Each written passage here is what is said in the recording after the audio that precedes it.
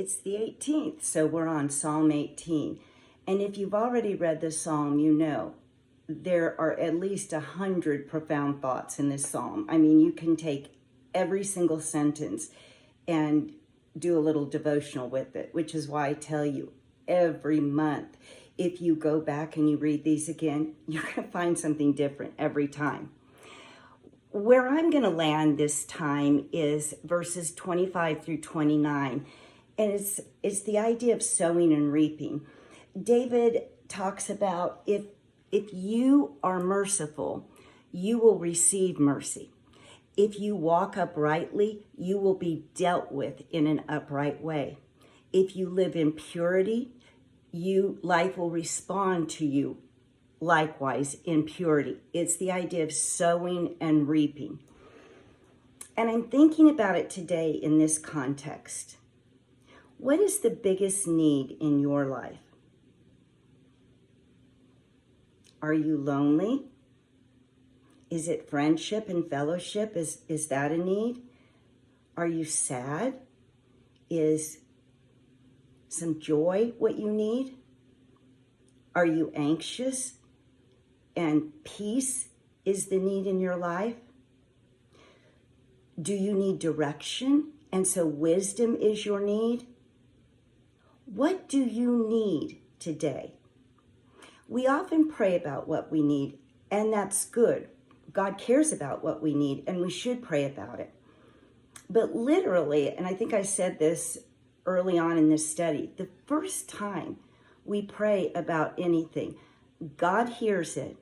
Those prayers, Revelation tells us, are held in special vials and bowls in heaven, and they come before the Lord as a sweet-smelling savor. He hears you the first time you pray about something. So I thought about, what do we do as we're waiting for the prayer to be answered, for the need to be filled? Well, how about, I just lost an earring. These are very heavy. They're cute, but they're heavy. That's why they were $2. All right, but I digress. Why don't we spend the time that we are waiting for God to answer our need by sowing that into somebody else's life? Okay, for instance, I'm lonely and I need friendship or fellowship.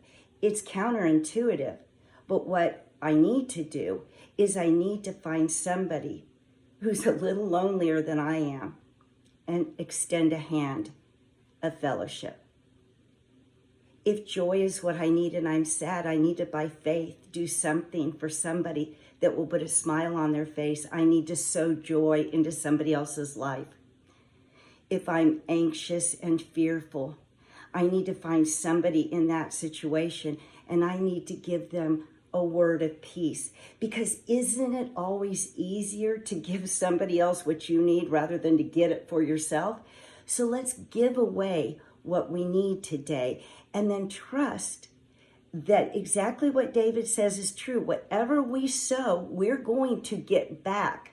And remember, God takes what we do and he presses it down, shakes it together, and causes it to run over.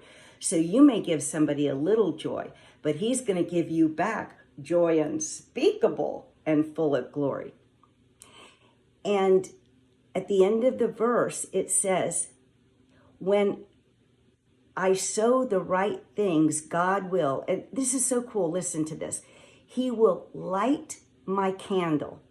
I love a lit candle.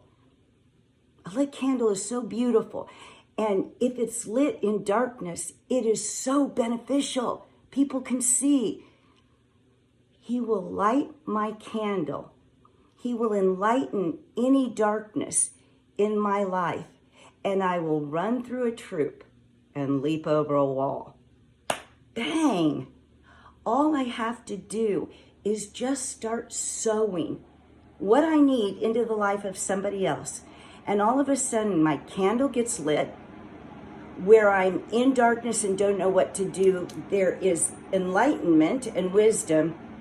And when the enemy comes at me, even in a full-blown battalion with a troop of demons, I will run right through it and jump up over it.